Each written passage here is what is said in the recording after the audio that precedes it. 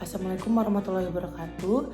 Perkenalkan, nama saya Anissa Utami Meilinda Arta Pedologis dari kelas 12 IPS 4. Jadi di video kali ini saya bakal ngasih tahu ke kalian tentang kearifan lokal yang ada di Indonesia, khususnya di daerah Yogyakarta.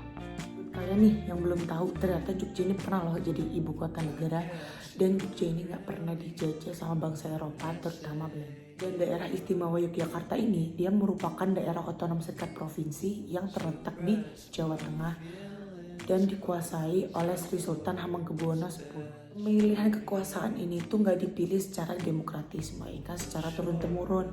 Jadi buat anak-anak dari Sultan Hamengkubuwono atau cucu-cucunya itu yang bakal meneruskan Sultan Hamengkubuwono selanjutnya. Perkenalan singkat dari saya tentang Yogyakarta. Sekarang di sini saya bakal bahas ke topik utamanya, yaitu kearifan lokal. Kearifan lokal itu ada dua jenis, ada yang tangible dan intangible.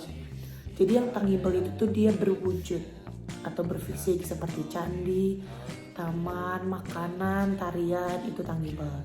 Sedangkan kalau intangible itu yang tidak berwujud seperti syair, lantunan lagu atau istiadat. Nah, khusus di video kali ini saya bakal bahas kearifan lokal yang ada di Yogyakarta dalam bentuk tangible. Saya pertama di sini bakal bahas tangible, yaitu candi.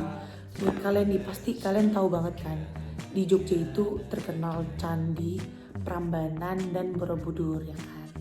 Saya bakal bahas satu-satu tentang candi ini dan bakal kasih sedikit informasi atau selip-selipan di candi-candi. Jadi yang pertama itu ada Candi Borobudur, itu ditempatkan sebagai agama umat Buddha. Jadi Borobudur itu dibangun pada abad ke-8 oleh Samaratungga dari dinasti Sailendra. Dan pada masa itu ternyata nggak cuma Borobudur aja nih yang dibangun, ternyata ada Candi Pawon dan Candi Mendut. Ada fakta yang unik nih, atau mungkin buat kalian udah cukup umum ya, ternyata Borobudur ini masuk ke UNESCO sebagai situs warisan dunia karena bentuk candi yang unik dan setiap bangunan ada maknanya.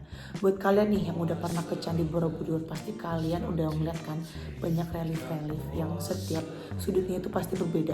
Nah, ternyata di setiap relief itu tuh memiliki makna-makna yang berbeda. Maka dari itu nih, Borobudur ini masuk ke dalam UNESCO sebagai situs warisan dunia dengan bangunan yang penuh makna. Salah satunya buat kalian nih yang mau ngunjungin Borobudur, Borobudur itu tuh nggak persis Jogja ya, tapi orang-orang tuh kenalnya Borobudur itu ada di Jogja, padahal Borobudur itu tuh ada di Makassar. Selanjutnya itu ada Prambanan.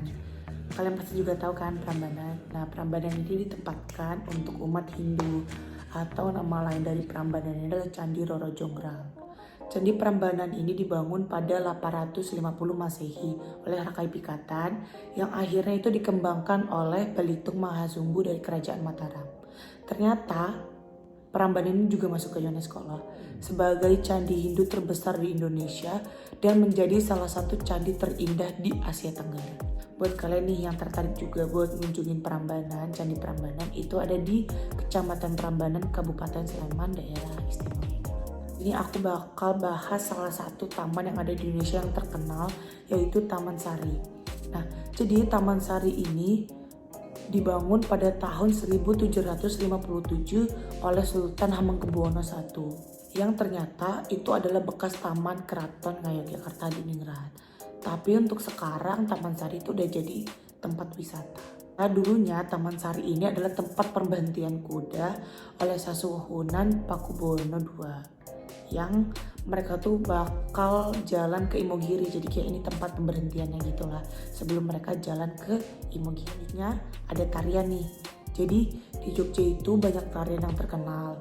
Contohnya ada tarian Bedayana, tarian Lambang Sari, ada Kelana Alus, Kelana Raja, masih banyak. Kita bakal bahas makanan nih yang pasti setiap orang kalau misalnya datang ke tempat baru pasti nanya kayak ada kuliner apa nih di sini. Buat kalian yang suka makan-makan pasti nanya ada kuliner apa di sini. Nah, jadi di sini aku nggak bakal ngasih contoh yang udah banyak orang tahu, contohnya kayak gudeg atau bakpia gitu. Cuman aku di sini bakal kasih kulineran yang ada di Jogja yang cukup unik menurut aku. Jadi kayak ya, itu ada sate kelatak.